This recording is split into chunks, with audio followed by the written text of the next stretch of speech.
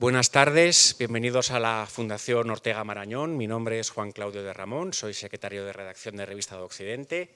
Les quiero agradecer que hayan venido hoy aquí, esta tarde, y que no se hayan dejado impresionar por esas 4 gotas y algún trueno que ha caído hace un rato, y que estén aquí con nosotros para presentar el número de junio de Revista de Occidente, que contiene un dossier sobre energía y desorden global, es el tema.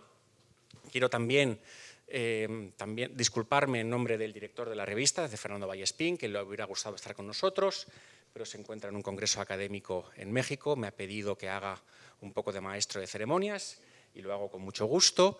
El acto de esta tarde va a constar de 2 momentos. En uno primero vamos a escuchar una mesa redonda, un coloquio con algunos de los autores que participan en el dossier sobre energía. El tema será ese, la energía en un contexto de rivalidades geopolíticas crecientes y un panorama internacional convulso. En un segundo momento saltaremos a la palestra otro colaborador de este número, Emilio Ramo de Espinosa, que afirma un ensayo de portada, El legado de Occidente, y tendré yo el honor de hacerle algunas preguntas sobre su artículo, y lo cual espero nos servirá para hablar un poco de la actualidad geopolítica internacional. Como ven, es un programa bastante apretado, con lo cual yo no quiero extenderme mucho más, y con esto cedo la palabra a el director cultural de la Fundación. Se me olvidaba decir que este número forma parte de los trabajos del Observatorio de Energía y Sostenibilidad de la Fundación. Es el 4º número que hacemos sobre temas energéticos y yo creo que todos han sido buenos, pero este quizá es el mejor y es un número que se aprende mucho leyéndolo, ¿verdad, Federico? Muchas gracias, Juan Claudio, y bienvenidos y bienvenidas a la Fundación Ortega Marañón y a esta sala Marea de Maestro. Como decía el secretario de redacción de Revista Occidente, este es el 4º número que emprendemos en el ámbito de la energía y la sostenibilidad. Hay que recordar que en el primer número que hicimos, la voluntad que teníamos con este ejercicio era hacer precisamente esto, de que la energía no fuera solamente una cuestión técnica o una cuestión científica, sino que también lo lleváramos al ámbito social. Y por eso en estos 4 números que han ido abarcando distintas cuestiones en estos últimos años, lo que era para nosotros muy importante era, sin duda alguna, llevar esta situación de la energía, de la sostenibilidad, también a ese orden global en el que estamos viviendo, que sin duda alguna, como bien decía el secretario de redacción, Juan Claudio Ramón, es un momento de alto conflicto, ¿no? En esta mesa me acompañan primero Ana Cerezo, que ha sido la coordinadora de este número y la que está impulsando todo este trabajo que venimos desarrollando conjuntamente, no solamente con las revistas de Occidente, sino también con una encuesta que dentro de poco anunciaremos y les diremos, también con la celebración de distintos eventos con los partidos políticos en la Unión Europea, que fueron a la Unión Europea, al Parlamento Europeo, para también hablar de cuáles eran las propuestas políticas en los ámbitos de la energía y la sostenibilidad, y con otras actuaciones que venimos haciendo durante este tiempo, que lo que te pretenden fundamentalmente generar esas nuevas narrativas en el ámbito de la sostenibilidad y en este caso de la energía, sin duda alguna, que estamos y que tan necesarias en este momento. En esta mesa, como decía, nos acompaña Ana y luego 2 de los ponentes o de las personas que han escrito en este número. Aquí a mi izquierda primero está Gonzalo Escribano, que es director del programa de Energía y Clima del Real Instituto Elcano, entre otras cosas. No te leeré todo el currículum, sino, como dice Juan Claudio, nos comeremos todo el tiempo. Yo creo que lo más importante es lo que habéis escrito, lo que vais a hablar y lo que Ana os va a sacar un poquito más de esos artículos. Y Marta Sánchez Álvarez, que es socia del área de consultoría en EI España, donde lidera el sector de la energía. Como decía Juan Claudio, bueno, yo no sé si me atrevo a decir que es el mejor de los números porque sería menospreciar a los otros 4 números, pero creo que sí que es el número más completo y más direccionado y además, sobre todo, más actual en este momento. Además, después de ese apagón que vimos unos meses antes de que se fraguara este número, Ana y yo lo hablamos y decía, mira, esto ha caído como anillo al dedo, sin duda alguna, porque era el momento, ¿no? Pero bueno, no quiero alargarme porque si no al final las presentaciones son más grandes que la propia presentación, así que Ana, te dejo paso a ti. Y yo, sin afán de llevarte la contraria, creo que el apagón nunca nos viene bien, pero, pero sí que es verdad que el momento parece que es muy oportuno. Pues nada, primero agradecer a la Fundación Ortega Marañón que tengan tanto interés y que promuevan esta cátedra para acercar la energía desde un punto de vista no exclusivamente tecnológico, porque la tecnología, si bien es cierto que está y que es el agente facilitador de todo esto, si no, no tendríamos nada que discutir, no es la única voz que debe ser escuchada en un contexto de transición energética. Hay otras variables que tienen que ser escuchadas, económicas, sociales, medioambientales, que tienen que meterse en el cóctel para ver la foto completa. En este sentido, ya hemos visto que la Unión Europea se ha tomado este tema también como algo así. No es una cuestión exclusivamente medioambiental. La descarbonización, por lo que empezó, era un tema más medioambiental, es un tema de no tenemos plan B, no tenemos que cuidar y dejar un legado a nuestras generaciones futuras para que puedan seguir viviendo la Tierra. Pero ya no es una cuestión meramente medioambiental, ya es una cuestión realmente económica y de competitividad. Ya así lo recoge el informe Letta, el informe Draghi y en el Green Industrial Deal se mueve en estos derroteros. Y en este sentido habéis escrito 2 artículos que explican muy bien la situación. ¿Cómo veis la variable de independencia energética, estratégica, de seguridad energética, entendida como seguridad estratégica para la Unión Europea? Empiezas tú, Gonzalo. Vale, oye, lo primero, muchas gracias por invitarme a participar en el número. Es un placer estar de nuevo en la Fundación Ortega. Tuve la ocasión de trabajar aquí para el Centro Español de Relaciones Internacionales, así que siempre es un placer volver a la Fundación. Con respecto a tu pregunta, hombre, yo creo que en los artículos estamos bastante alineados, la verdad. Casi podríamos haberlos firmado conjuntamente, pero bueno, hasta ahí no vamos a llegar. Esta idea de la autonomía estratégica abierta, que es estas contradicciones en términos que muchas veces se utilizan en relaciones internacionales, pues yo creo que define bastante bien la dificultad para la Unión Europea. Una Unión Europea o una Europa que no tiene recursos fósiles autóctonos, los que tiene son muy pocos, muy escasos. Hay gente que todavía insiste en que tenemos que explotar nuestros recursos de hidrocarburos, pero, oiga, el shale o el no convencional, mire, si en Polonia han sido incapaces de hacerlo, no lo hará nadie en Europa, ¿no? Entonces, porque hay muchas dificultades de todo tipo. Entonces, no tenemos esos recursos. Si los tuviésemos, podríamos pensar qué modelo energético plantearnos, pero como no los tenemos, por defecto, pues tenemos que ir a un modelo de descarbonización. Y ese modelo de descarbonización consiste en muchas cosas. Uno, la eficiencia, que es muy importante. Lo segundo, desplegar renovables en la medida en que podamos y de una forma ordenada y coherente. Y también, que es otro de los debates, ¿qué hacemos con otras fuentes de descarbonización? Nuclear, bueno, pues quizá en España tenga sentido prorrogar la vida de algunas centrales. En otros países como Francia, que sí tienen una industria, pues sí tiene más sentido para ellos económico, ¿no? Pero siempre desde un punto de vista de sostenibilidad hay que recordar que ahí tenemos residuos que estamos dejando para muchísimos años, que luego hay que pagar el desmantelamiento, con lo cual tampoco es que la energía nuclear sea tan barata al final, ¿no? Y luego otros elementos como captura de carbono para que todavía hoy siguen planteando muchas dificultades. Con lo cual, bueno, yo creo que para la Unión Europea hay un elemento autóctono de cómo desarrollamos nuestras renovables, cómo creamos un mercado interno de la energía europeo que nos permita aprovechar nuestras ventajas comparativas de cada uno de los países, pero luego también tiene un elemento abierto, y es que nosotros no vamos a poder alcanzar nunca la independencia energética. Lo que podemos es alcanzar una cierta autonomía o una interdependencia menos asimétrica que podamos gestionar mejor. Y para eso necesitamos pues, tener acuerdos de libre comercio con Mercosur para poder acceder a minerales de transición, necesitamos tener acuerdos con la República Democrática del Congo y tirar corredores para poder sacar los minerales de transición. Es decir, tenemos que llegar a acuerdos también con otros países. Y con algunos de ellos es difícil porque son nuestros rivales directos, con Estados Unidos, con China, con Rusia, en el caso de Rusia un adversario directo. Entonces, ¿cómo gestionamos esa interdependencia?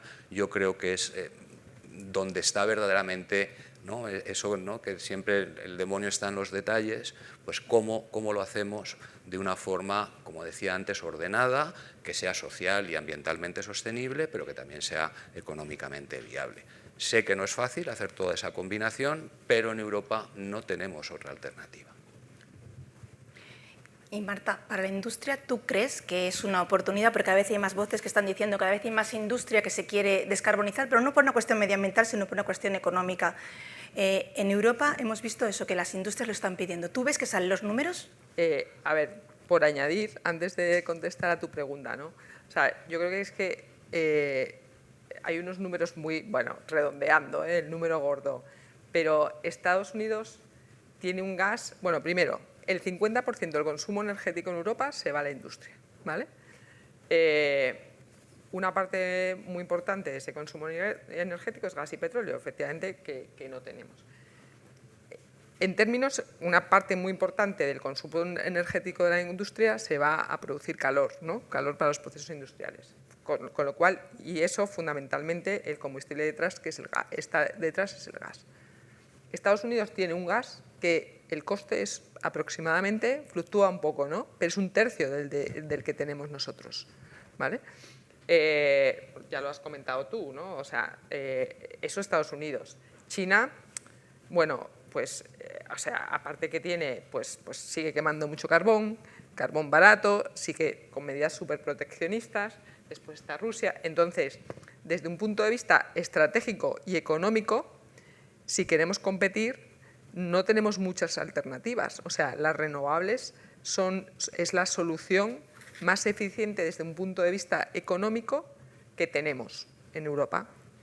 Obviamente, o sea, el acuerdo pues tiene que ir acompañado de una serie de infraestructuras adicionales, ¿no? Pero como solución tecnológica es la solución. No tenemos muchas alternativas en Europa, ¿vale?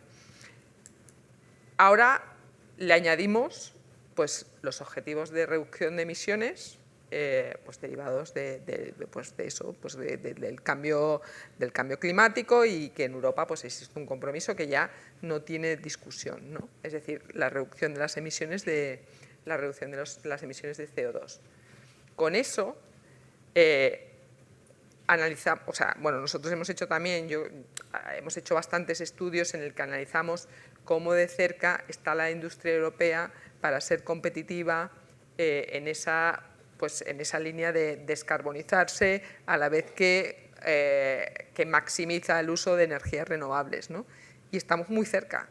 De hecho, con las ayudas, yo creo que las ayudas que está implementando Europa, que está implementando aquí en España el Gobierno, están bien enfocadas, porque estamos muy cerca. Nosotros hemos hecho algún análisis, una cosa que llamamos el funding gap, que simplemente es decir, comparar lo que a la industria le cuesta hoy la energía, la industria que está usando gas para producir vapor, con lo que le costaría en aquellos procesos que es posible con la tecnología actual electrificarse, y el gap que existe, ¿no? Obviamente pagando la amortización de la nueva tecnología, es muy pequeñito. Vamos, hemos hecho un cálculo que en Europa, con 50.000 millones de euros, que para Europa es una cantidad pequeña, la industria podría dar el paso de descarbonizarse y ser competitiva, y seguir siendo, no, y mejorar su competitividad, ¿vale? Entonces, yo creo que es que no hay una solución, o sea, no tenemos tampoco muchas soluciones. Lo que hay que buscar es cómo se implementa esa solución, ¿no? De avanzar en la descarbonización a través de a través de la electrificación en muchos casos, ¿no? En todos aquellos procesos, nosotros también lo hemos estudiado mucho, ¿no? Todos los procesos industriales por debajo de 400 son muy electrificables, con lo cual ahí el roadmap es súper claro. Por encima de 400 pues ya hay alternativas, hay captura de CO2, hay hidrógeno verde, hay los gases renovables,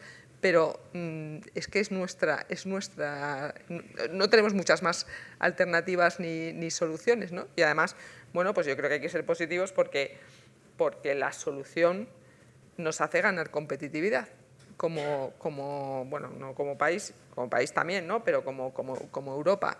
Con lo cual, lo que hay que trabajar es para poner las medidas para que suceda, ¿no?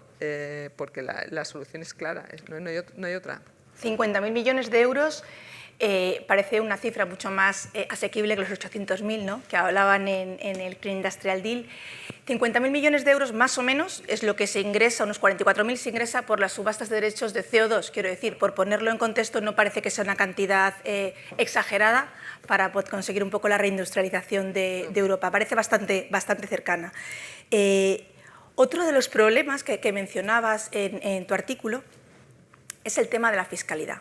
Dices que la fiscalidad, y lo dices tú y lo dice Draghi, quiero decir que no es una idea tuya, es una idea recurrente que dijo el propio Draghi en la presentación de su informe. Se está utilizando la fiscalidad de la electricidad como el cash cow, ¿no?, para recaudar dinero adicional para las arcas públicas. Mencionabas también que la fiscalidad de la electricidad en Europa es 2 veces más cara que en Estados Unidos o que en China, y de hecho en España el gas paga un 40% menos de fiscalidad que la electricidad. ¿Qué se puede hacer? A ver, yo creo que tanto la fiscalidad como muchos de los cargos y los peajes que ahora mismo pagamos, pero tanto el residencial como el industrial, hay que darle una vuelta, ¿no? Porque igual que decía yo, oye, están bien orientadas las medidas y las ayudas para avanzar en esa descarbonización, pues también hay que avanzar y ajustar pues los impuestos, los cargos, los peajes, porque no podemos hacer que, digamos, la energía sea muy barata, ¿no?, y tener energía más barata, a lo mejor, pues lo que digo, renovable, más barata que Estados Unidos o que Rusia, y que después lo matemos por los impuestos, los cargos que sirven para pagar muchas cosas, o unos peajes mal diseñados, ¿no?, que no fomentan el consumo en las horas que se tiene que fomentar el consumo, ¿vale? Entonces, bueno, yo creo que habéis visto en el Real Decreto Ley, ¿no?, que no exactamente fiscalidad, pero pues se está reconociendo que los electrointensivos, todos los cargos, peajes que tienen, hay que ajustarlos, porque si no perderemos una industria muy importante para Europa. Y creo que lo mismo pasa también un poco no quiero abrir un melón que después nos lleve a un debate sobre la nuclear, ¿no?, pero es que hemos hecho un estudio hace poco también con el tema de la discusión del alargamiento de la vida útil de las nucleares, donde se ve que también, o sea, que el sitio donde más impuestos tiene la nuclear es en España, ¿no? Y en general toda la energía, ¿no? Pero toda la energía eléctrica, pero la nuclear también, que me da igual, porque al final eso lo acabamos pagando todos los consumidores, los industriales, los domésticos, en nuestra factura, ¿no? Entonces, para mí es fundamental. Obviamente, pues habrá que revisar, ¿no?, ese balance, ¿no?, de ingresos por impuestos, pero si el coste de la energía es clave. El coste de la energía es clave, o sea, no podemos inflar, una vez que tenemos un coste por renovables muy barato, ¿no?, pues por debajo de 50 euros, no podemos ponerle otros 50 de peajes, de cargos y de impuestos, porque por ahí no salen los números a la industria, porque a la sí, industria sí no le salen los números, ¿vale? O sea que es uno de los temas que hay que resolver. Gonzalo, tú estabas hablando de prevenir, en tu artículo, la coerción energética. ¿A qué te refieres eso? Porque estabas hablando de distintos niveles de rivalidad. ¿A qué te refieres con...? Bueno, pues por ejemplo, que no te llegue Rusia y te corte el gas o te vacíe los almacenamientos que ellos controlan en Europa, de forma que cuando luego invadan Ucrania, pues tú sientas una presión brutal y bueno, pues el cortar el gas ruso y el prescindir de ello, pues nos ha costado una crisis económica muy importante. Entonces, claro, el empleo del arma energética, como se suele decir, pues es una cosa bastante recurrente. Entonces tampoco tenemos que pensar que estamos en un mundo ideal y que la Unión Europea pues tenemos que ser los más liberales entre los liberales. Cuando los demás no lo son, pues tú tienes que tomar medidas. Entonces tienes arma energética rusa, pero tienes otras. China, que está diciendo que no te exporta tierras raras o que te pone límites a las tecnologías para extraerlas, y esto les pasó a los japoneses con la crisis de las islas Senkaku, ¿no? Al día siguiente, pues les dijeron, ¿os acordáis, no, la noticia que cogieron a un capitán de un buque que estaba pescando por allí y tal? Lo cogieron los japoneses y como represalia China dejó de exportar tierras raras a Japón. Entonces Japón le obligó, y es una buena lección, y hay mucha literatura sobre eso, a diversificar mucho su abastecimiento con Australia, con otros países y aplicar políticas que se pueden hacer, lo que estábamos mencionando antes, de poner los medios para hacerlo. Y ahora con Estados Unidos, ¿qué nos encontramos? Pues no sabemos qué es lo que nos va a pasar. Claro, nos dice el presidente Trump, no, ustedes tienen que colmar su déficit comercial de bienes, estamos hablando de 230 y tantos mil millones de euros, con importaciones de gas. Pues oiga, miren, no hay demanda de gas en Europa para colmar, para cerrar ese gap, ¿no? Hombre, si lo que estamos cerrando es el de bienes y servicios, porque claro, ahí ya se cierra mucho, nuestro superávit ahí es unos 50.000 millones, o sea, porque Estados Unidos exporta mucho más servicios que bienes. Pero 50.000 millones, las importaciones de gas el año pasado de Estados Unidos fueron unos 20 y tantos mil. Ahí ya estamos cerrando bastante. Ahora, si te empiezan a apretar y te dicen, no, y además quiero que me quite usted la normativa de emisiones de metano. Quiero que el 10% de esto sea transportado en buques construidos en Estados Unidos. Quiero que además usted invierta en mis plantas para hacerme la inversión de las regasificadoras, de las licuefactoras, etcétera. Hombre, claro, si vamos a llegar a un punto, el último dato que hay, creo que es de abril, bueno, hay más recientes, pero contrastado, en abril el 60 y tantos % del GNL que importaba Europa ya era estadounidense. Estamos hablando de casi un 25% de todo el gas que importa la Unión Europea. Claro, si tú sigues aumentando y que dicen que sigas aumentando, pues vas a tener una dependencia muy asimétrica, ¿no? Una interdependencia muy asimétrica con Estados Unidos y podríamos estar, hombre, con los precedentes que tenemos de Rusia, pues no es bueno poner todos los huevos en la misma cesta. Entonces yo creo que entre una rivalidad geopolítica tan en aumento a nivel mundial, ¿no? Pues la energía tiene una importancia fundamental. Un aspecto que siempre se olvida es la importancia que tiene la energía en las rivalidades militarizadas. Acabamos de ver en lo que ha pasado en Irán. Los datos son, o sea, los consumos energéticos son brutales. En la Primera Guerra Mundial, un soldado estadounidense consumía aproximadamente 1 galón al día. En las operaciones en Irak y en Afganistán estábamos en 20 galones al día por soldado. Las cantidades son brutales. Cuando se dice que el último sector en ser descarbonizado será la industria pesada, es falso. El último sector en descarbonizarse será la industria de defensa y los propios militares. El equipamiento militar es súper intensivo en energía.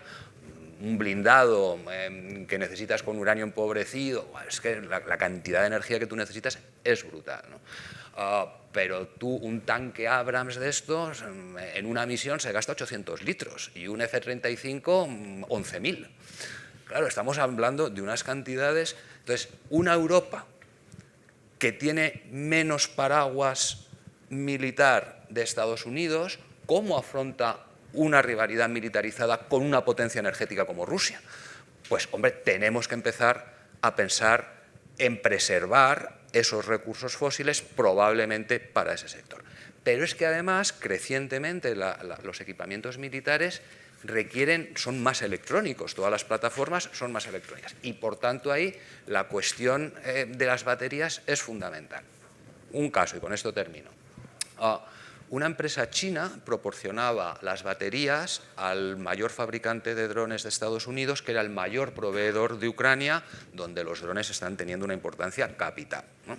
Y esa es la nueva, ¿no? Son los nuevos equipamientos.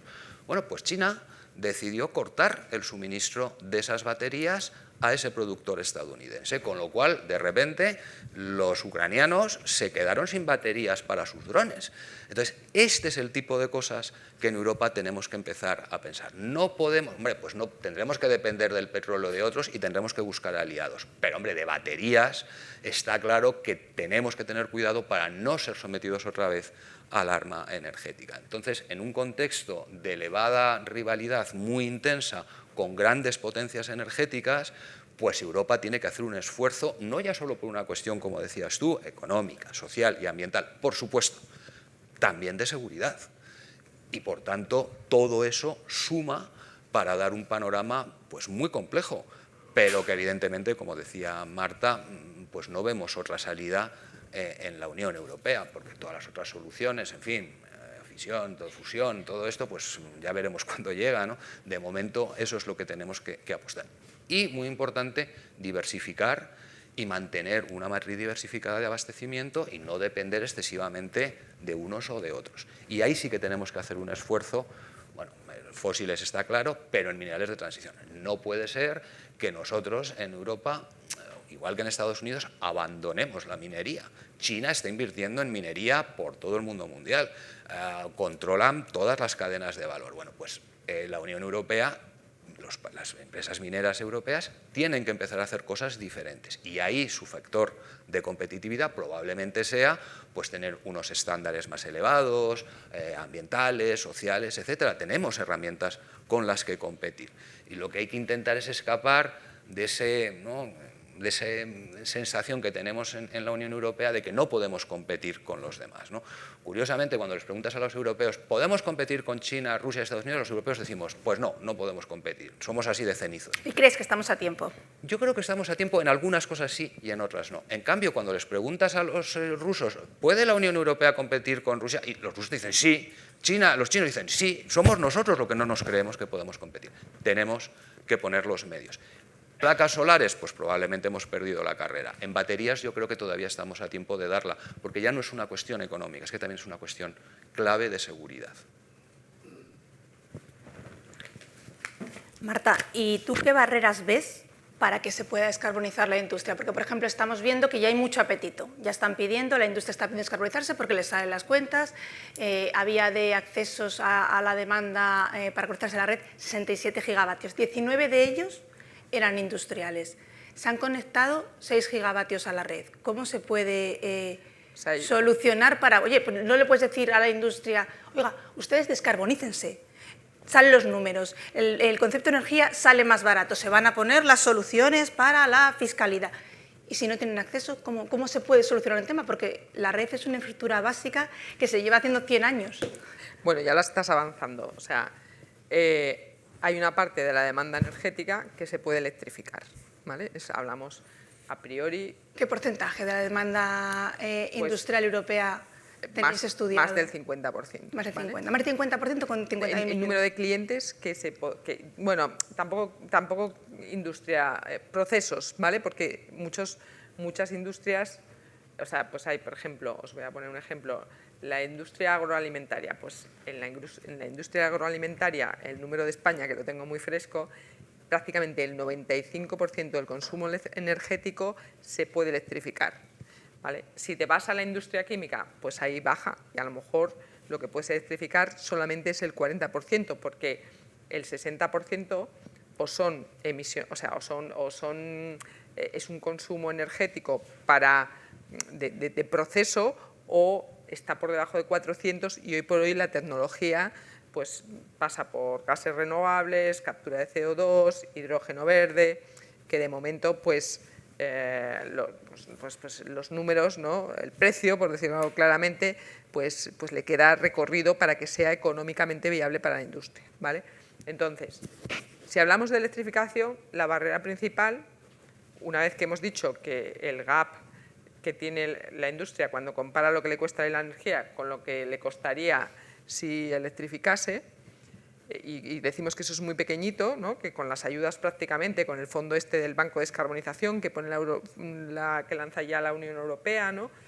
Entonces, la principal restricción que tiene es la red de distribución y la red de transporte, ¿no? Y es una realidad, tú has mencionado los números, ¿no? de solicitudes de acceso y conexión.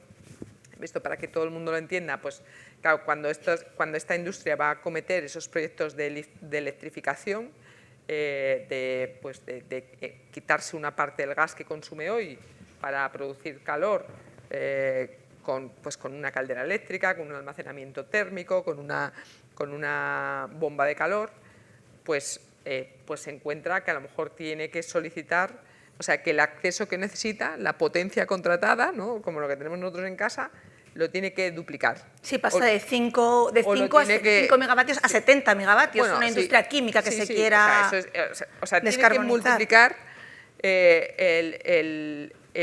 la capacidad, digamos, el ancho del tubo al cual está conectado de la red, ¿vale?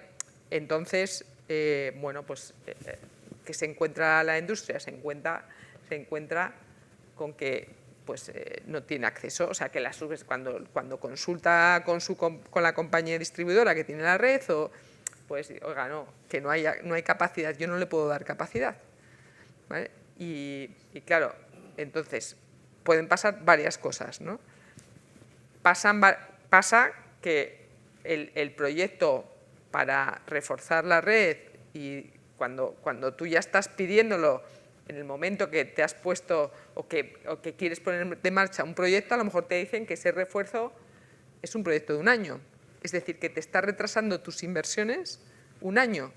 Si esas inversiones son porque quieres, además se junta, ¿no? que tienes planes cuando pues vas a afrontar una inversión de este tipo, es porque tienes planes de crecer, ¿no? De producir más.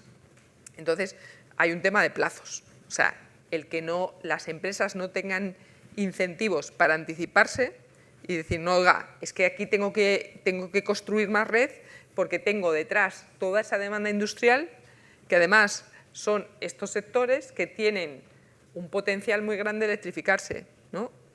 Tenemos que establecer un mecanismo para que se puedan anticipar. Hoy no lo tenemos. Como Francia, por ejemplo, que Exacto. tiene un plan de inversiones anticipatorias. Claro, hoy no lo tenemos, ¿vale? Entonces, eso es un problema. Después, muchas veces, ese coste de refuerzo, otra cosa que a mí me parece que yo esperaba que lo sacasen ya y no lo han sacado, es, lo voy a explicar así, a ver, imaginemos que tenemos un polígono industrial y hay 10 empresas. Y de las 10, 8 se pueden descarbonizar, se pueden electrificar. Entonces, y hay que reforzar la subestación, las líneas y tal, para que esas empresas puedan tener la potencia necesaria. Bueno, pues ahora el refuerzo lo tiene que pagar la primera. La primera que lo solicita tiene que pagar ese refuerzo. No le dicen, no, oiga, hay unos convenios de resarcimiento que cuando llegue el segundo, pues ya se pondrá de acuerdo con el primero para que entre los dos... Eso... Ya a los 5 años ya ni siquiera. Eso no es viable, ¿no?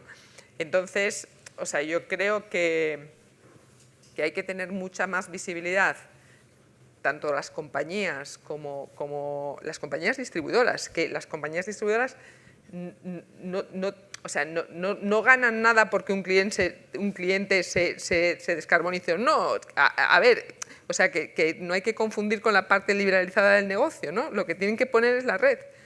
Entonces, yo creo que hay que tener mucha más visibilidad de dónde están esa industria que se puede electrificar y hacer un plan que permita a la distribución anticiparse. O sea, los señores que tienen que desarrollar las redes, anticiparse, con unas reglas, obviamente, pero anticiparse, porque si no, o sea, todo esto al final penaliza los plazos y los plazos llevan bueno, pues a impacto en la economía, ¿no? Y eso para industria que esté ya asentada en España, pero la industria que quiera venir por los precios baratos que te dan las energías renovables en España, si tú no le das acceso en el momento que la necesitan, oye, pues me voy a otro país, ¿no? Francia no tiene los precios de la energía tan bajos como nosotros, tiene precios competitivos porque tiene nuclear, pero tiene la conexión cuando la necesitan. Bueno, hay varios casos de esos, ¿no? Pero yo creo que ahora han cambiado un poco las cosas, pero durante meses aquí hemos sido súper críticos con los centros de datos, ¿no? Porque los centros de datos, que si consumían agua, que si no generaban empleo, bueno, o sea, todo cosas muy poco informadas.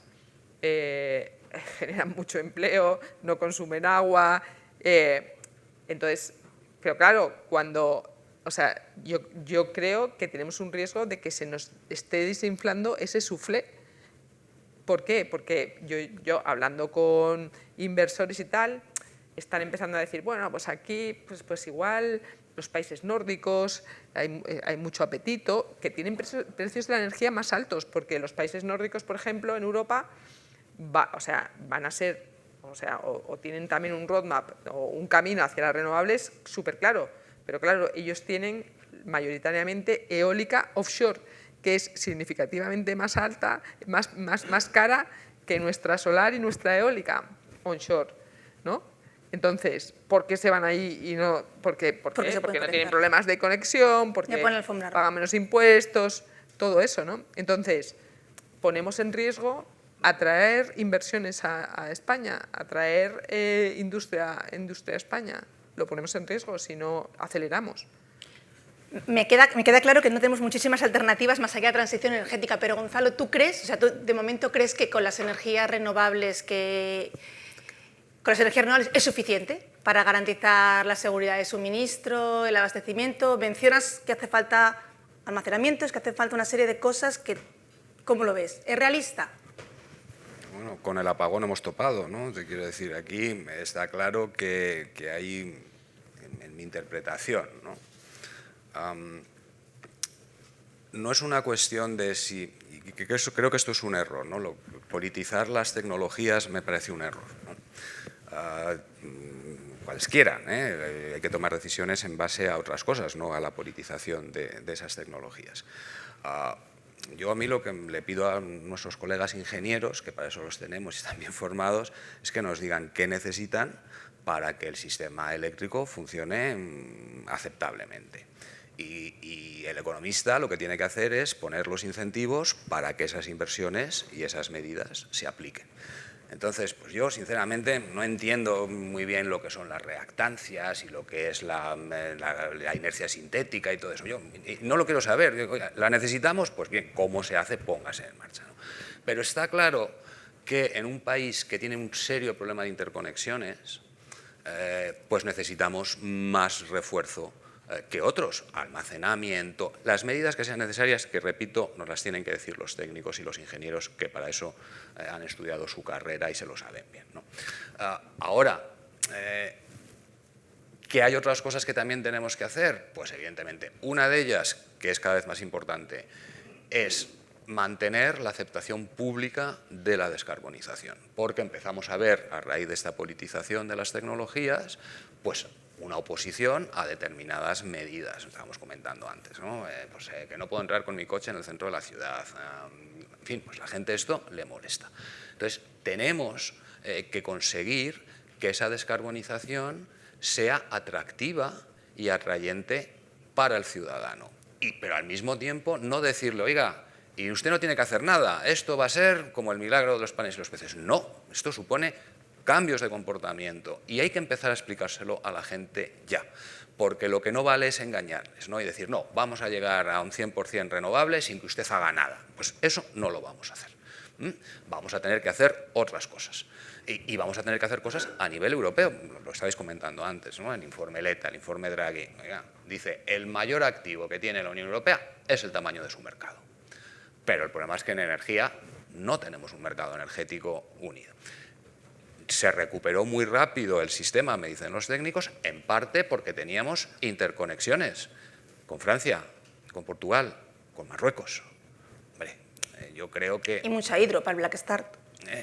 Y no tenemos más porque ha habido gente que no ha querido tener más, ¿no? Francia no nos ha querido dar más con Francia, pero España tampoco ha tenido interés en hacerlas con Argelia, con Italia no sé qué estamos esperando, hay proyectos pero no cuajan, es decir, había incluso proyectos con Reino Unido que probablemente hubiese sido más sencillo, entonces hay que hacer cosas para que este sistema funcione. Y luego, sinceramente, a mí, que sea 100% renovable o 90% renovable o 95% renovable, pues yo creo que ese no es el debate, ¿no? Yo creo que estamos ahí en el margen y, sinceramente, para el economista no es tan decisivo. ¿Que es una cuestión de prestigio tener el 100%? Pues a mí me parece ridículo eso, ¿no? Pues con un 95% probablemente, porque vamos a tener todos esos sectores difíciles de descarbonizar y a lo mejor vamos a necesitar alguna reserva por si algo pasa, ¿no? Ahora, el problema es cómo hacemos, por ejemplo, ¿sabéis? El tema de dar flexibilidad. Oye, ¿cómo se hace? El almacenamiento, ¿cómo se incentiva? Porque estamos esperando en España qué pasa con todo esto, ¿no? Entonces, eso es lo que los técnicos tienen que decir a los economistas y los decisores públicos: necesito esta pieza, esta pieza, esta pieza y esta pieza. Y hay que poner los medios y los incentivos para hacerlo.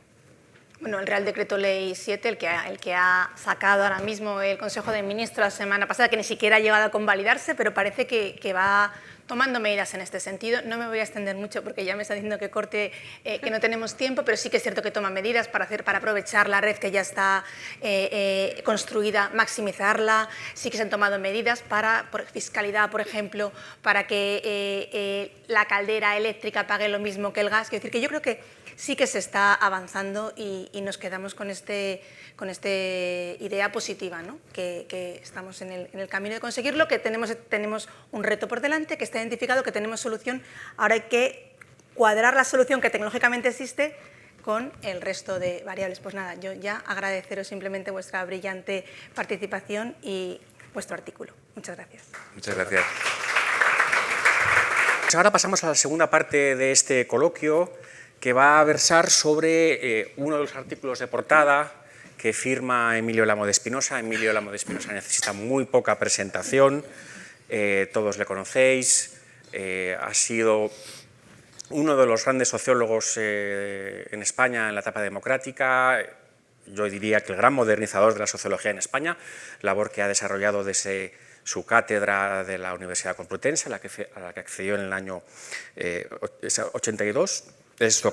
Es doctor en Derecho por la Universidad Complutense, doctor en Sociología por la Universidad de California, Santa Bárbara, autor de una ingente obra académica y ensayística que ha merecido los premios más importantes, el Nacional de Sociología y Ciencia Política, el Internacional de Ensayo Jovellanos y, más recientemente, el Premio Espasa de Ensayo por Entre Águilas y Dragones. Es académico de la Real Academia de Ciencias Morales y Políticas, y de su trayectoria intelectual se puede decir que poco a poco fue virando de la sociología pura al estudio de la geopolítica y el análisis macrohistórico y civilizacional.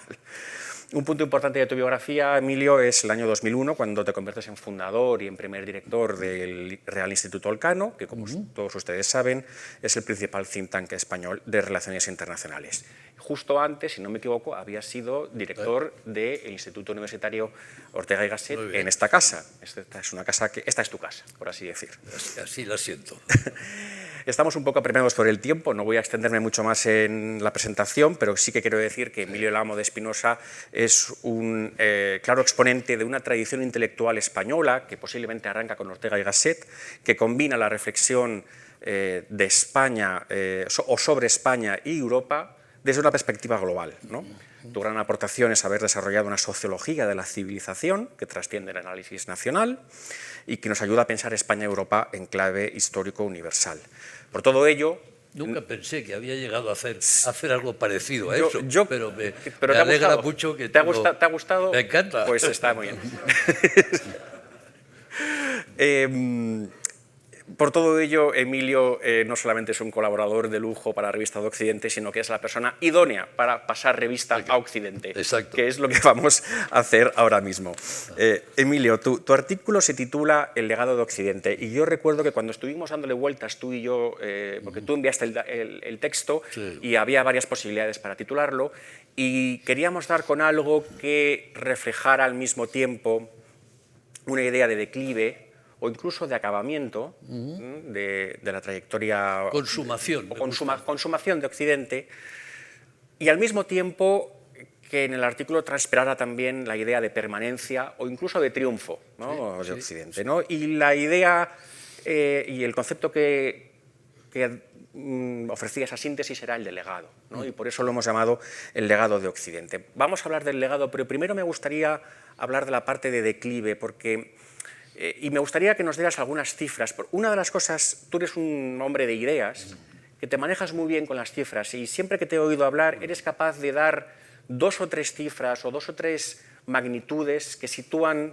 de golpe el problema, ¿no? Por ejemplo, en el artículo que nos ocupa das varias de estas magnitudes. Dices, en el mundo hoy, por cada europeo, hay 6 asiáticos. Efectivamente. Háblanos un poco la del demografía. declive. Sí, no, el declive tiene mucho que ver con la demografía. Dicen que Augusto Comte, fundador de la sociología, dijo que la demografía es el destino. No es verdad, lo hemos buscado en sus obras y no está, es una leyenda urbana, pero debió haberlo dicho porque es muy cierto, ¿no? Entonces, cuando tú examinas lo que ha sido la historia de la evolución de la población del mundo, pues pongamos desde 1950 en adelante, lo que te encuentras es un cambio brutal. En 1950 en el mundo había 3.000 millones de habitantes. Para el 2050 seremos 9.000 millones de habitantes, es decir, la población del mundo se habrá multiplicado por 3, lo digo en números redondos, serán más de 9.000, serán casi 10.000, ¿no? Luego se estabiliza y lo que es la evolución demográfica se estabilizará en 10.000, 11.000, pero para eso, es decir, en solo un siglo habremos pasado de 3.000 a 9.000 millones. Ese crecimiento es brutal, ¿no? Pero tan importante como la cantidad es la distribución, porque la mayor parte de ese crecimiento se ha dado en lo que antes llamábamos el tercer mundo. Es decir, fuera. Es decir, los países desarrollados prácticamente no han crecido. Y concretamente, si nos vamos a Europa, la consecuencia de eso es la disminución radical y brutal del peso demográfico de Europa en el mundo. En 1950, más o menos, cuando yo nazco, aproximadamente unos años antes, tampoco muchos, la población del mundo, Europa, representaba aproximadamente el 23% de la población del mundo. Había estado en el 25% muchos años y era el 23%. Hoy es el 7%. Es decir, hemos pasado, en un siglo hemos pasado del 23% al 7%. Y sigue descendiendo. Y además envejecida. Este es un dato demoledor. Por lo tanto, ¿en qué se manifiesta? Bueno, pues se manifiesta en muchas cosas, se manifiesta en economía, se manifiesta en el peso político, se manifiesta en seguridad, se manifiesta en todo aquello que una población puede hacer. Y por lo tanto somos menos, y en ese sentido claramente hay un declive de Occidente, un declive de Europa, no son las mismas cosas, pero hay claramente un declive relativo de Occidente. Efectivamente, y también hablas en tu artículo de una brecha tecnológica creciente. Bueno, la brecha tecnológica se ha ido cerrando. Es decir, sí, Europa, exactamente. Sí. Ha sido el contrario. Es decir, las dos variables básicas para entender el mundo moderno son un proceso de divergencia demográfica entre el este y el oeste, sobre el que se acopla un proceso de convergencia tecnológica. La tecnociencia se inventa en Europa. Ortega, aquí siempre hay que citar a Ortega, yo lo hago muy a gusto. El Quijote dice, Europa es ciencia. Y Europa es la característica singular más potente de Europa es la invención de la ciencia, que es probablemente la invención más importante de la historia de la humanidad, la invención de la tecnociencia. Bueno, eso lo inventa Europa y eso le proporciona, eso es la base de la revolución industrial y eso es lo que le proporciona la capacidad para lo que los historiadores llaman la era de Europa, la era de la hegemonía de Europa. Durante 200 o 300 años Europa ha hegemonizado la historia del mundo de un modo claro, de un modo marcado. El caso más marcado es el de África. Recordemos cuando todavía yo estudiaba geografía, los mapas de África que utilizábamos, había 2 países independientes, todo lo demás eran colonias, eran Liberia y Etiopía, todo lo demás era el Congo belga, el África francesa, el África inglesa, el África italiana, hoy son 54 países independientes. Fíjate si Europa ha hegemonizado claramente la historia del mundo. Bueno, eso está dejando de ser así porque es muy fácil copiar la tecnología. Inventar es muy complicado, inventar cuesta mucho, pero copiar es muy fácil. Los humanos llevamos copiándonos tecnologías, prácticas y modos de hacer cualquier cosa, pues de cultivar la tierra, de cuidar del ganado, de construir ejércitos, ciudades, etcétera, etcétera. Llevamos siglos copiándonos. Y lo que hay en este momento es un proceso enorme, global, mundial, de difusión de tecnologías. Y en el momento en que esas masas enormes, países de 1.400 millones como China o de otros tantos, la India, reciben la tecnología occidental y se la incorporan, empiezan a crecer rapidísimo. Es decir, la ventaja, lo que llaman la ventaja de llegar el último. El último salta de la retaguardia tecnológica a la vanguardia tecnológica en una generación. Y eso le permite empezar a crecer rapidísima. Y esa es la explicación de ese, digamos, crecimiento brutal que ha tenido China, que casi durante 3 décadas ha estado creciendo a 2 dígitos, un crecimiento espectacular. Y por lo tanto se nos han llevado adelante. Claro. Si volvemos a Ortega, tendríamos que recordar aquello que se preguntaba Ortega en la rebelión de las masas. ¿Quién manda en el mundo? Decía Ortega en el año 29, en el 30, ¿no? ¿Quién manda en el mundo? Y contestaba diciendo, Europa ya no manda en el mundo.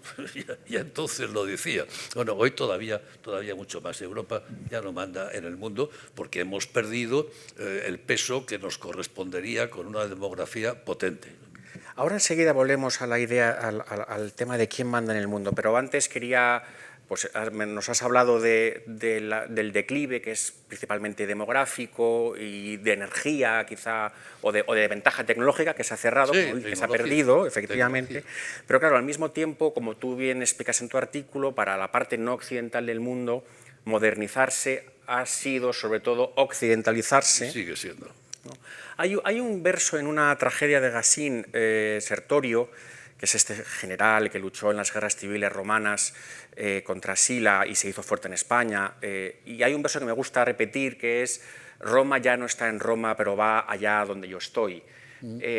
A veces pienso que los europeos podemos decir Europa ya no manda, Europa ya ni siquiera está en Europa, pero allí donde vamos, a cualquier parte del mundo, encontramos vestigios de esa civilización europea que tú acuñas, o sea, tú ofreces una síntesis que es el acervo occidental, sí, que son básicamente un triángulo de tres, ¿no? Un triángulo con 3 vértices, ¿no? Democracia, mercado y ciencia. Sí, vamos a ver, vayamos a eso, pero antes quería señalar lo siguiente. Efectivamente, la emergencia del mundo moderno, de lo que antes llamábamos el tercer mundo, de todos esos países que llamamos países emergentes, en buena medida se debe a un proceso de occidentalización, o si se quiere, todavía más claramente de europeización. Europa ha proyectado sus instituciones, ha proyectado su cultura, ha proyectado la tecnociencia, han sido absorbidas por esos países y el resultado pues, es esa digamos, divergencia de pesos políticos y económicos en el mundo. Pero ha sido un proceso de occidentalización. Esta es la clave. La clave para entender es que si en buena medida Europa ha sido vencida económica y políticamente gracias a que nos han copiado. Pues sí. A que han incorporado las tecnologías europeas. ¿Cuáles son los elementos claves de ese legado de Occidente? Yo creo que son 3 básicamente, uno político, otro económico y otro cultural. Y que además los 3 están muy vinculados y muy ligados. Y los 3 son aportaciones de Europa al mundo. Y siguen siéndolo, a pesar de los problemas. Podemos luego hablar de las dificultades, que son democracia, mercado y ciencia. Es decir, una organización política basada en las libertades, en los derechos humanos, en el voto, que es la democracia, el Estado democrático. La forma política dominante en el mundo hoy es el Estado democrático. Es la única fórmula política que tiene legitimidad. Hay más, pero es la única que tiene legitimidad. Creo que no llega a haber media docena de estados en el mundo que se dicen no democráticos. Todos los demás dicen serlo. Lo serán o no lo serán, pero dicen serlo porque es la única que tiene legitimidad. Por lo tanto, lo primero es el Estado democrático. Segundo es la economía de mercado. 3/4 de lo mismo. No hay alternativa en este momento en el mundo a la que es la economía de mercado. Cuando yo era joven, sí, hablábamos de economías capitalistas, economías socialistas, economías centralizadas. Eso ha desaparecido. En este momento no hay control económico de las economías, pero si China ha crecido, como lo ha hecho, no es porque es un Estado totalitario, es porque es una economía en buena medida liberalizada. Y empezó a crecer con las reformas liberalizadoras de Deng Xiaoping, no antes. Y en 3/4 con la India. La India ha crecido 3/4 de lo mismo y está creciendo pues, en este momento por encima de China, al 6 o el 7%. Lo hizo como consecuencia de las reformas liberalizadoras de Mohammed Singh. De modo que son países que han empezado a crecer como consecuencia de que han liberalizado sus economías y se han incorporado como economías de mercado. De hecho, hay sondeos muy interesantes que ha hecho el Pew Research Center en el mundo, en el cual se les preguntaba a los ciudadanos de 40 países, 50 países, ¿Are you in favor of a free market economy? ¿Está usted a favor de una economía de libre mercado? Bueno, pues la práctica totalidad de los países emergentes están el 70% a favor. Donde hay más recelo frente a la economía de mercado, ¿dónde es? En Francia, en España, en Italia, en Grecia, claro, pues somos los que estamos más, pero pregúntalo en Nigeria, pregúntalo en la India, pregúntalo en Vietnam, pregúntalo y te dirán el 60 o 70%, no, yo quiero free market economy. Por lo tanto, lo segundo es la economía de mercado que, como digo, no tiene en este momento alternativa ninguna, no hay nadie que proponga un modelo alternativo. Pero la tercera aportación, que me parece a la larga la más importante, sin duda es la ciencia. Claro. La aportación más importante es la ciencia. Un gran sociólogo americano de comienzos del pasado siglo mío, del anterior, de finales del 19, comienzos del 20, Thorstein Veblen, publicó el primer ensayo de sociología de la ciencia, se llama El lugar de la ciencia en la civilización moderna, y vale la pena, es un ensayo muy brillante, era un tipo muy brillante, este Thorstein Veblen, y decía, la ciencia da su carácter a la cultura moderna. La cultura moderna es una cultura articulada alrededor de la idea de la ciencia. Y hay una cosa fundamental, la verdad, carecemos de instrumentos para poner en entredicho la verdad científica. Esto es fundamental. La verdad de los científicos va a misa, porque no tenemos ningún instrumento para criticarla. Bueno, la ciencia hay que entenderla en dos sentidos. En primer lugar, como sus productos, el motor de combustión, la energía nuclear o lo que sea, los productos, pero luego como un modo de pensar, como un modo de organizar el pensamiento, como unos hábitos, unos manières à penser que decía Emilio Durkheim, ¿no? Unos hábitos de pensamiento. Bueno, hoy la ciencia se enseña y se practica en todas las universidades del mundo. Todos los chicos chinos, indios, africanos, la práctica totalidad, la única excepción es el mundo islámico, del cual podríamos hablar después, pero con esa única excepción todos los demás están aprendiendo a pensar en términos científicos, es decir, en términos analítico-empíricos, lógico-analíticos. Están aprendiendo a hacer su propio modo de articular el pensamiento alrededor de eso. Bueno, esto es fundamental. Esto es fundamental. Y el resultado final, oye, es que la ciencia en este momento ya no es un producto occidental, como ya no lo es la economía de mercado, como no lo es el Estado democrático. La ciencia es un producto que se practica, pues por supuesto, en Cambridge o en Oxford, pero se practica también en Beijing o en Bombay o en tantos otros sitios. Y la frontera de la ciencia ahora está en la inteligencia artificial, y una cosa que quizá no se dice lo suficiente o en la que no reparamos a menudo es que los modelos de lenguaje, también los que se entrenan en China y han hecho los chinos, están básicamente entrenados sobre un corpus de saberes occidentales. Sí, con cierto sesgo también. Hay cosas superficialmente, pues tú le preguntas a las inteligencias artificiales por Tiananmen, a las chinas, y no saben, no contestan. Pero lo saben todo de Shakespeare, lo saben todo de la Biblia, lo saben todo de Euclides. O sea, incluso esas inteligencias artificiales que han sido creadas fuera de Occidente reflejan básicamente un acervo de saberes y de disciplinas que son occidentales. Esa es una ventaja de la que se habla poco, creo, que tenemos los occidentales. Bueno, eso vamos, es inevitable. Este francés, Lipovetsky, que es un sociólogo que ha escrito cosas espléndidas, y lo cito en el trabajo, dice, en todas partes en el mundo hoy modernizarse es occidentalizarse y europeizarse. Eso es. No tiene alternativa, no tiene alternativa. Y de hecho, todas esas tecnologías que se exportan y esa cultura que se exporta está generando modos de vida que tienen hoy una extraordinaria homogeneización. En los procesos que se ha dado a llamar de McDonaldización o de Coca-Colización de la cultura contemporánea es abrumadora en donde vayan.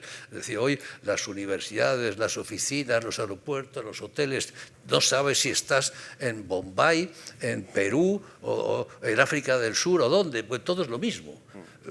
Lo que era nativo y propio está desapareciendo. Vamos a ver, lo conservan las empresas de turismo para venderlo como parques temáticos. Y bueno, pues tienen que mantener una población china tradicional o un poblado africano o aborigen de toda la vida, porque si no, no. Tú hablas de una convergencia hacia una civilización mundial. Estamos en eso. Que sería asimétricamente mestiza, claro, porque su componente occidental es dominante. Es dominante. Esta es la realidad, de hecho. Es cierto que hay un mestizaje global, mundial. Lo ha habido siempre, en más o menor medida. Y en algunos campos es más fuerte. Es decir, por ejemplo, en el campo del arte. En el campo artístico, el mestizaje pues tiene siglos de tradición y de historia. En otros campos, sin embargo, ese mestizaje es mucho menor. Por ejemplo, en el campo de la ciencia. Vamos a volver al tema a la pregunta de quién manda en el mundo, que es la pregunta de Ortega con la que tú arrancas tu artículo. Ortega decía ya, Europa ya no manda en el mundo, ¿no? Pero lo cierto es que mandó mucho y además quiso mandar y teorizó ese deseo de mandar incluso como carga, ¿no? O como deber. Sí, ¿no? bueno, el hombre blanco, la carga del hombre blanco. Lo saco a colación porque me parece interesante el contraste con otra potencia que podría querer mandar y sin embargo parece inhibirse o parece no querer mandar tanto como mandó Europa en su momento, que es China, ¿no? Y corro a explicarme, ¿no? Con China el contraste es muy interesante porque todos sabemos que China en el siglo XV, en la cima de su poder, de manera un tanto misteriosa, que ha dado lugar a muchísimas hipótesis sobre por qué lo hace, en el siglo XV renuncia a explorar, ¿no?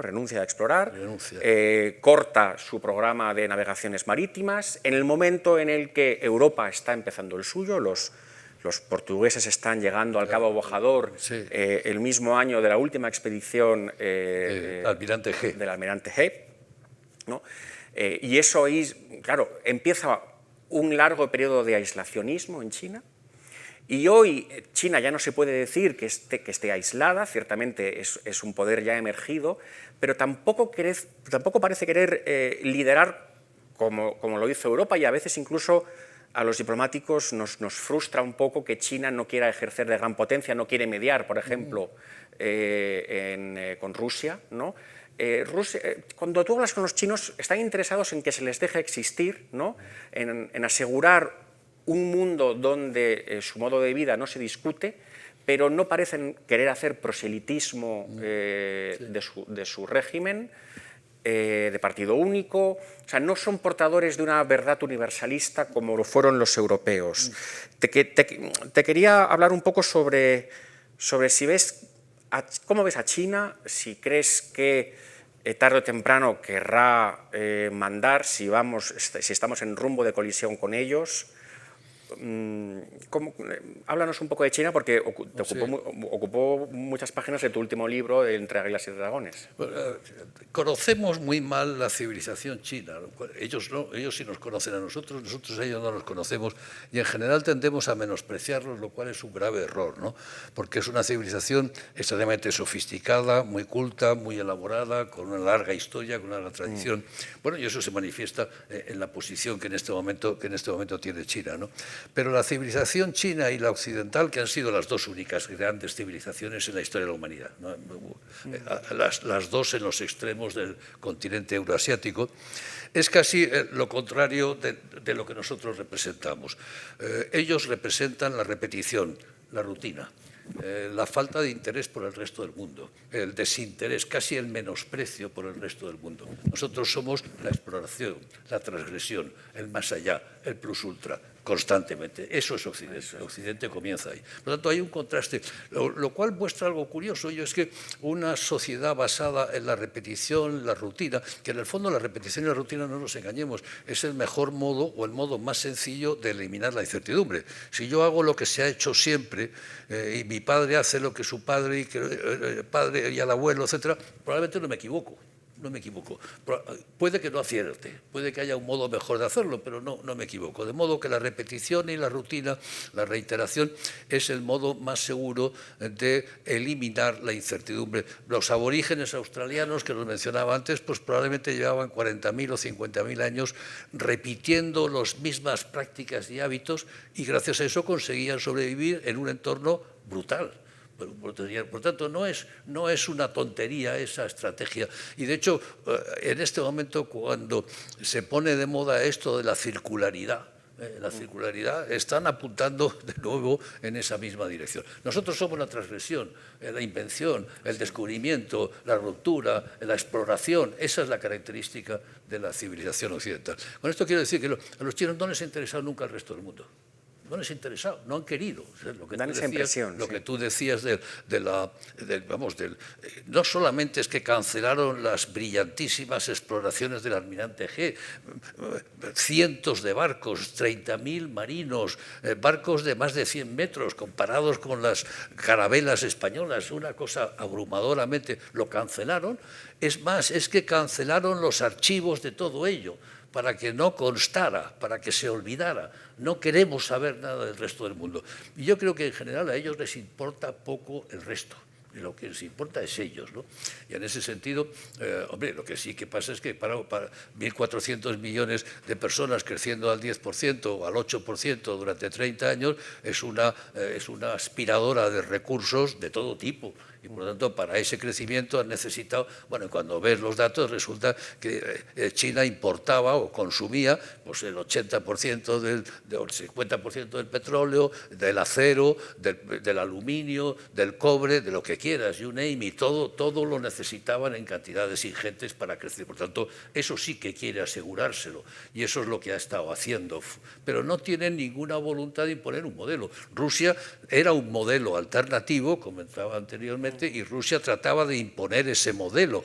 Y en eso se percibía su alma europea. Claro, trataba de imponer, efectivamente, trataba de imponer ese modelo y para eso tenía los partidos comunistas por aquí y por allá, que eran los partidos que estaban avanzando el modelo ruso, ¿no? Soviético, para ser más preciso. China no tiene eso, no le interesa lo más mínimo, no hace esa labor de propaganda, no tiene una ideología, la tiene dentro y la impone claramente, pero no trata de exportarla, ¿no?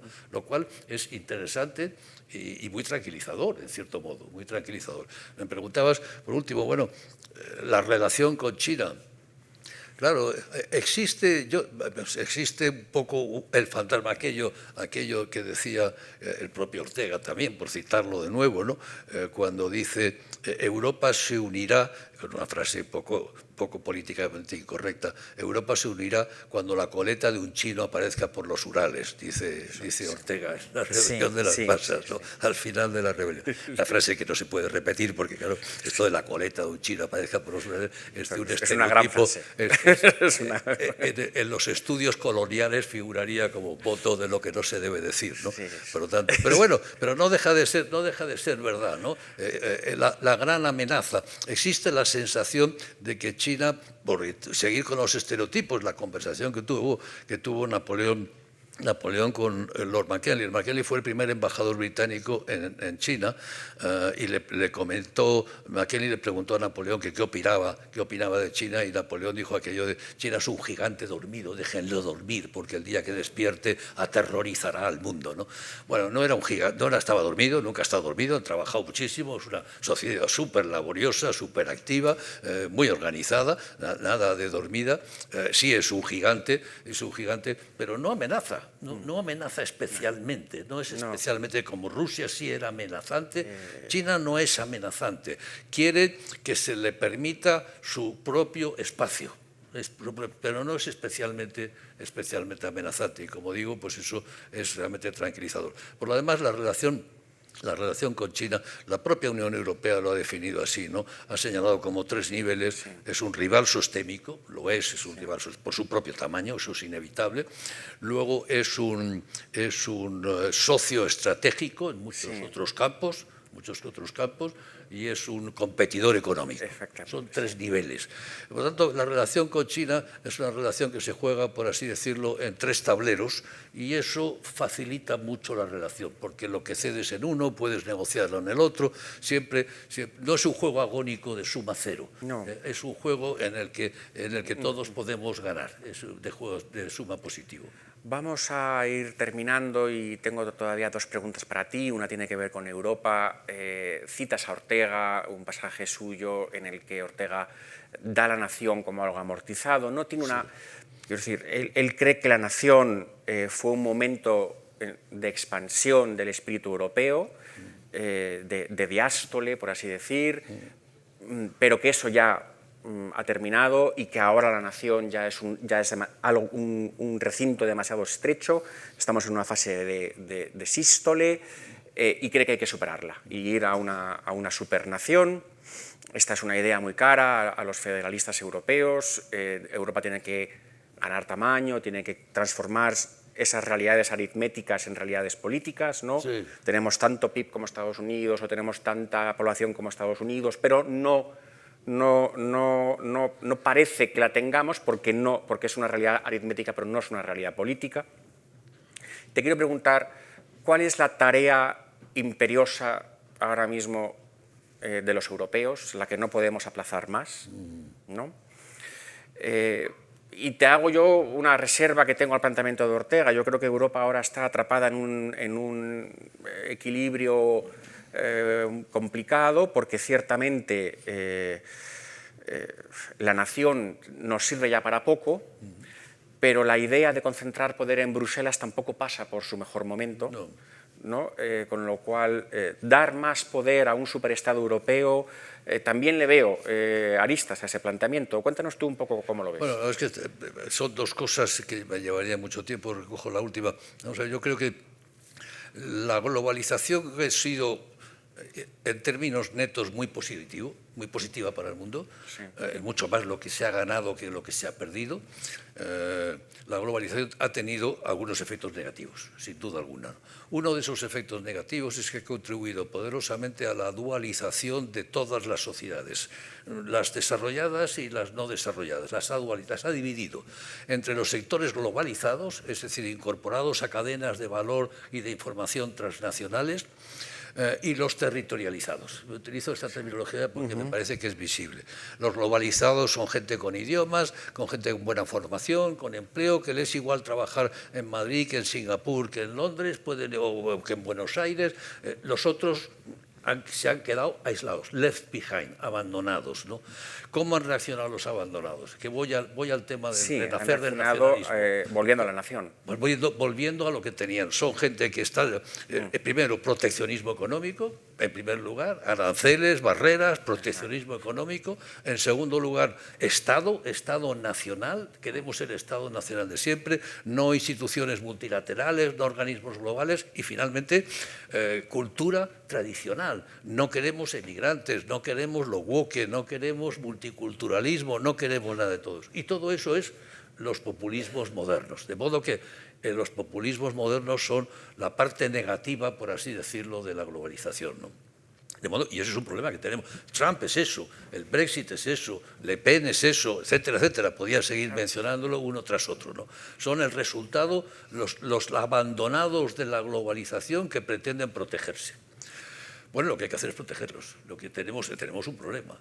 Y yo creo que ese problema solo se resuelve restableciendo el viejo contrato social y, por lo tanto, eliminando esa dualización que ha separado las sociedades entre los cosmopolitas, gente muy culta, en las grandes urbes, etcétera, etcétera, y los abandonados. Y eso tenemos que suturarlo. En el momento en que eso produzca, ese neonacionalismo agresivo que aflora en Europa quedará fuertemente suavizado. Al menos eso es lo que yo espero que ocurra, ¿no? Y tenemos ese problema, efectivamente, en Europa, en este momento, lo que hay, lo hemos visto en las últimas elecciones al Parlamento Europeo, hay un brote muy potente de nacionalismos europeos, que luego se juntan allí, pero claro, no suman, no pueden sumar porque son, digamos, no se pueden mezclar los unos con los otros, ¿no?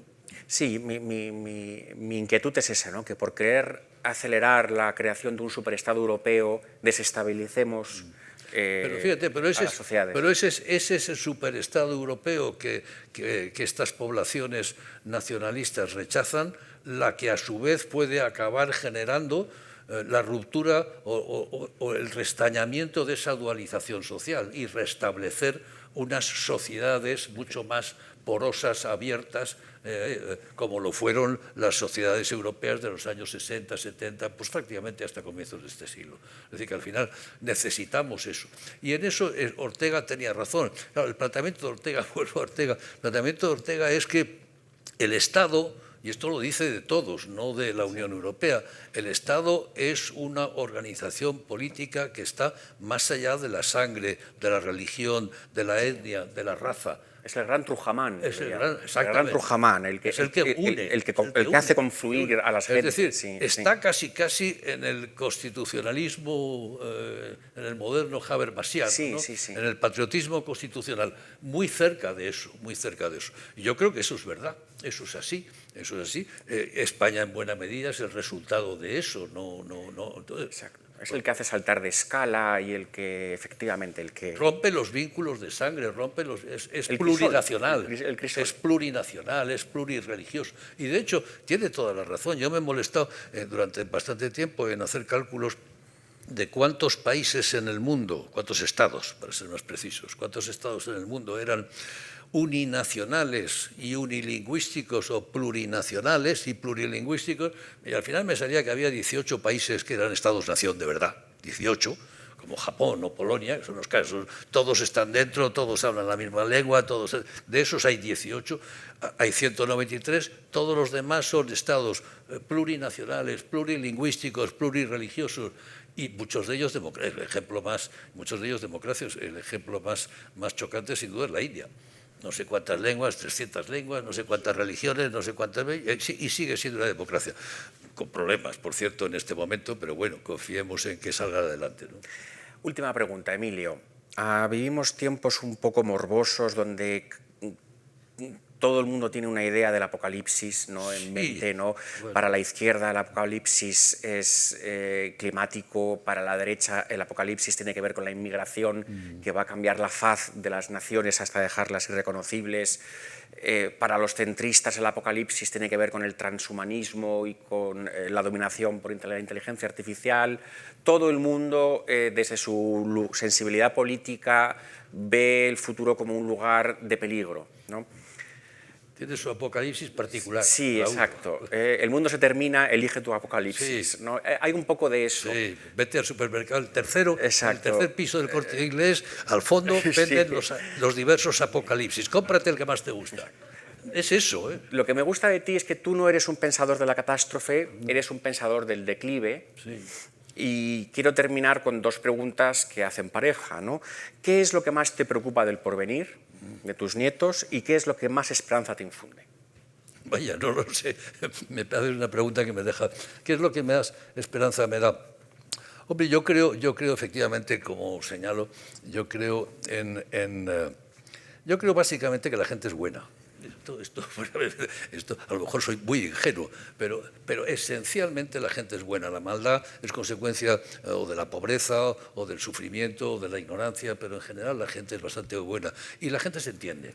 Y cuando eso se puede organizar. Y esos entendimientos entre personas que dialogan, que se respetan, que se reconocen, el reconocimiento es clave. Ese reconocimiento lo que da lugar, entre otras muchas cosas, es un diálogo racional que se manifiesta en la ciencia, a una puesta en común de elementos pues, para la supervivencia, y eso es la economía, a una puesta en común y a una búsqueda de acuerdos para establecer los mecanismos de control y de convivencia colectiva, y esa es la democracia. Es decir, yo creo que naturalmente y espontáneamente, si tú dejas que las cosas vayan funcionando, acabas en la tríada democracia, mercado, ciencia, ¿no?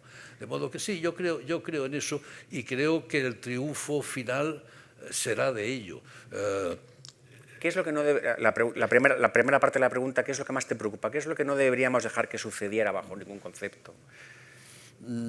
Bueno, yo creo que en el caso de Europa, claramente lo que tenemos que acabar es con la regla de la unanimidad. Es decir, tenemos que empezar a aceptar mayorías y minorías y reglas de funcionamiento.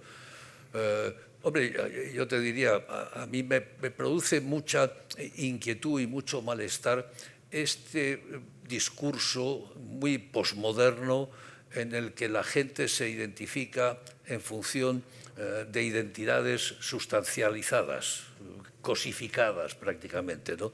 Yo es que, verá usted, yo es que soy mujer, o soy emigrante, o soy yo qué sé. Bueno, por usar un término de Ortega, los particularismos. Pero particularismos realmente universalizados. Es decir, que si son, mira, el particularismo, pues todos somos particulares y tenemos nuestras manías y eso. El problema es que no hagamos de ello la categoría universal, de modo que los demás me tienen que respetar necesariamente en mi particularismo. No, es decir, los particularismos se tienen que ajustar los unos con los otros. Yo creo que ese es un problema importante en este momento. Para luchar porque la categoría que nos una siga siendo la de ciudadanía compartida. Sí, personas, somos plural, personas, nos ¿no? entendemos cara a cara, nos respetamos, nos reconocemos. Yo creo que el reconocimiento es una variable clave. Uno de los elementos claves de muchas de las revoluciones, desde luego claramente de lo que fue la primavera árabe, es la falta de respeto, el no reconocimiento de la dignidad de las personas. Reaccionan con mucha violencia la gente a esa falta de reconocimiento. La libertad es importante, pero no deja de ser una idea abstracta. La libertad en la vida cotidiana se vive mucho más como ese reconocimiento y ese respeto. La libertad es que si un policía me para, me trate con respeto. Y no me trate, y si tengo que ir a una oficina pública, sea atendido razonablemente. Eso es, estoy hablando en términos reales. Sí. Luego podemos construir teorías, y debemos construir teorías de la libertad, pero en términos reales es mucho más eso. Una ultimísima pregunta, porque me doy cuenta de que no te he preguntado. Con respecto a Estados Unidos, ¿eres pesimista, optimista? Soy muy pesimista en este momento. La gran preocupación, si me dices qué es lo que más te preocupa en este momento, te diré que la democracia americana. Es lo que más me preocupa en este momento, mucho más que cualquier otra cosa. Es decir, la energía me preocupa, 20.000 cosas me preocupan, el futuro de España me preocupa, el futuro de la democracia española me preocupa mucho, pero me preocupa todavía más el futuro de la democracia americana, porque si perdemos esa, claro, es que lo que se puede generar es un monstruo. Y se está perdiendo. En este momento se está perdiendo. Es un hombre, es un hombre que dio un golpe de Estado, es evidentemente. El sistema americano ha sido incapaz de procesar a un hombre que dio un golpe de Estado durante 4 años. No ha sido capaz de procesarlo durante 4 años. Sigue en libertad. Los ciudadanos americanos le han premiado con una segunda presidencia. Este hombre controla el Congreso, controla el Senado, controla el Tribunal Supremo, ha fagocitado al Partido Republicano, ha noqueado al Demócrata. El otro día la sentencia del Tribunal Supremo es extremadamente preocupante, porque le va a permitir cancelar por completo el sistema judicial. De modo que en este momento tenemos pues un dictador en potencia, es un César, no es un presidente. Se salta al Congreso por completo, puede tomar decisiones ejecutivas que quiera, y las decisiones ejecutivas son ejecutables inmediatamente en todo el territorio. Esto es francamente preocupante. Yo creo que en este momento podemos decir que la democracia americana está en entredicho. También hay reacción por parte de la ciudadanía en Estados Unidos. Poca, y no hay liderazgo, y el Partido Demócrata está liquidado. La prensa está atemorizada, los políticos están atemorizados, la gente que viene de ahí te dice no, los empresarios tienen miedo a hablar, tienen miedo porque hay represalias. Es decir, en este momento hay represalias. Es decir, este es un hombre que ha depurado la administración pública, la está depurando a partir de unas listas que le elaboró la Heritage Foundation de funcionarios, digamos, leales y de funcionarios desleales, y está haciendo una depuración de la administración pública. Todo esto, en fin, no es broma, no es broma. No es broma, pero bueno, esperemos, como decía un ilustre norteamericano, Martin Luther King, que el arco de la justicia se inclina, ¿no? Sí. ¿No? El arco de la humanidad se inclina hacia la justicia, ¿no? Creo que decía, y esperemos que la República Americana pues, sea preservada. Yo no quería terminar con una nota tan lúgubre, pero nos espera un refrigerio, creo, a la salida. Tenemos todavía 20 minutos para tomar un vino y seguir charlando. Les agradezco mucho que hayan venido a esta presentación. Les emplazo a la presentación del número doble de verano, que será presentado justo al terminar el verano, en septiembre, con el tema de laberintos. Muchísimas gracias. Muy bien.